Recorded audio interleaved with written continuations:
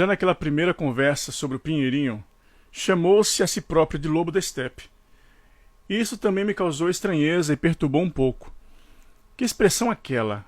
Mas acabei por admirá-la, não só por hábito, como porque, em meu pensamento, só chamava o homem por aquele apelido de lobo da estepe.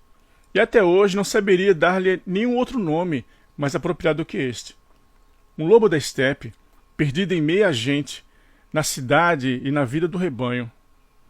Nenhum outro epíteto poderia definir com mais exatidão aquele ser, seu tímido isolamento, sua natureza selvagem, sua inquietude, seu doloroso anseio por um lar, sua falta absoluta de um lar.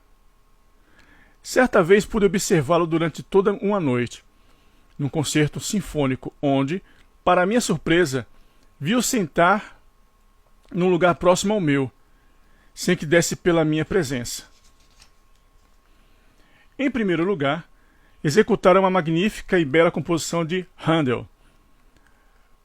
Mas o lobo da estepe estava sentado, mergulhado em si mesmo, sem ligação alguma com a música nem com as coisas que o cercavam.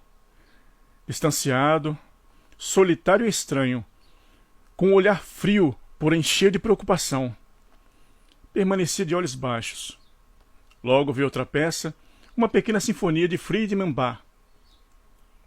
E me surpreendi ao ver como logo, aos primeiros compassos, o meu estranho companheiro começou a sorrir e a entregar-se no fundo de si mesmo, parecendo, durante mais de 10 minutos, tão felizmente extasiado e perdido em um sonho agradável, que passei a prestar mais atenção a ele do que à música. Quando a peça estava terminando, despertou do êxtase, sentou-se mais corretamente, fez menção de levantar-se e parecia querer ir-se embora. Mas permaneceu ainda sentado e ouviu a última peça, que eram as variações de Heger, música que muitos consideram um tanto longa e fatidiosa.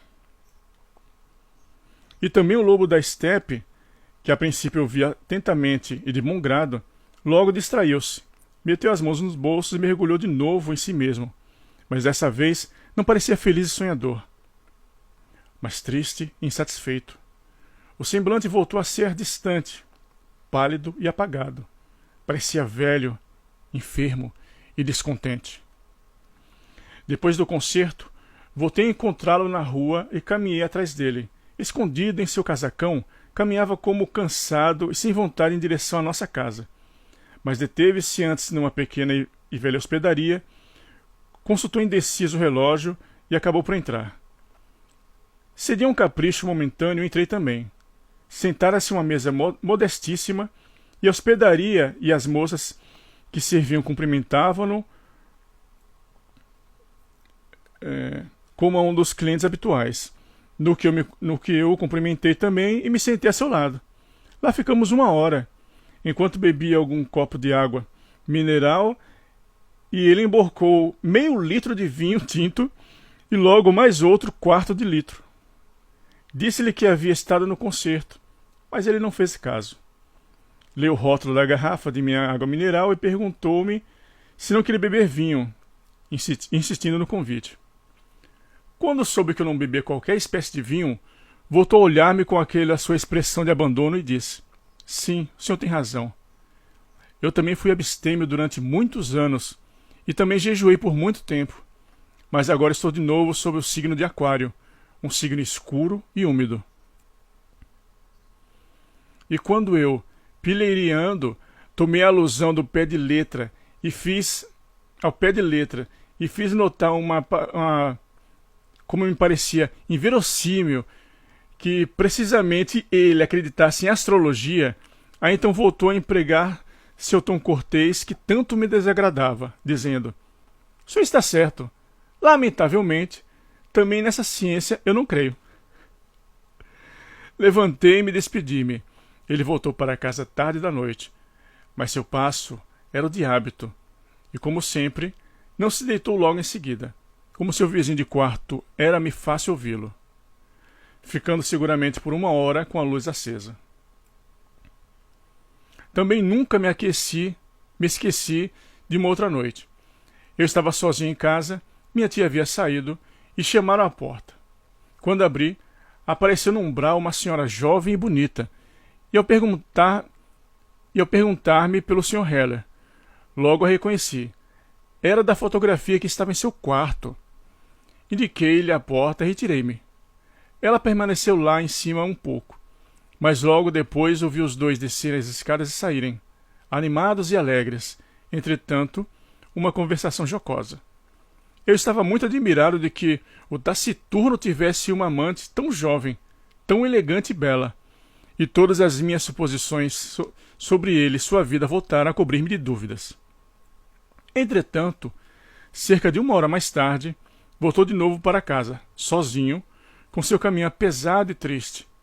Subiu dolorosamente a escada e ficou andando horas e horas em seu quarto, com um passo leve e furtivo, exatamente como um lobo em sua jaula.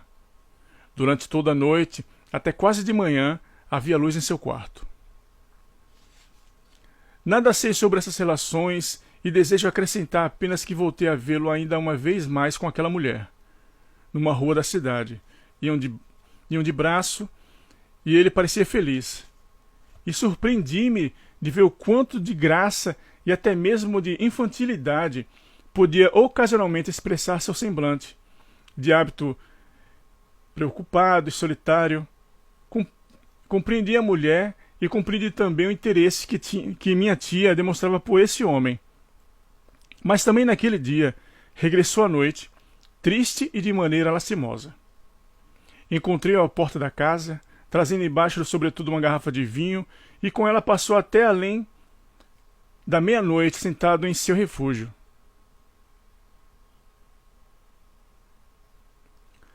Causou-me pena, que vida desconsolada, perdida e inútil que a levava. Bem, já falamos bastante. Não são necessárias para informes nem descrições para demonstrar que o lobo da estepe levava uma vida de suicida.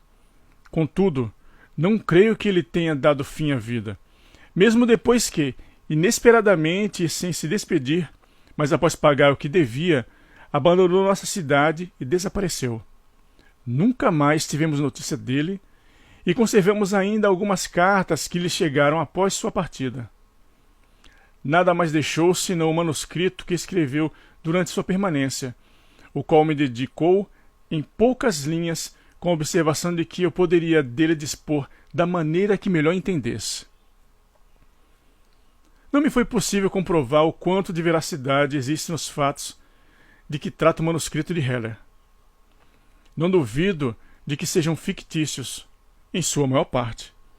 Não no sentido de uma espontânea invenção, mas no sentido de uma procura de exprimir-se, de expressar uma anterior atividade anímica profundamente vívida, com a roupagem de acontecimentos verossímeis. Os acontecimentos, em parte fantásticos, da ficção de Heller, situam-se provavelmente nos últimos tempos de sua permanência conosco, e não duvido de que haja neles uma boa dose de fatos reais exteriores. Naquele tempo, nosso hóspede tinha, de fato, uma conduta e um aspecto diferentes. Permanecia por muito tempo fora de casa, às vezes durante toda a noite, e não tocava nos livros. As poucas vezes em que o encontrei, pareceu-me surpreendentemente vivo e rejuvenescido, e às vezes até mesmo feliz. É verdade que logo se lhe seguia uma nova depressão, que o prostrava o dia todo na cama, sem querer comer. Naquele tempo, teve também uma altercação extraordinariamente violenta e até mesmo brutal, com o amante, que voltara a aparecer. Altercação que repercutiu por toda a casa, e de que Heller, no dia seguinte, pediu desculpa à minha tia.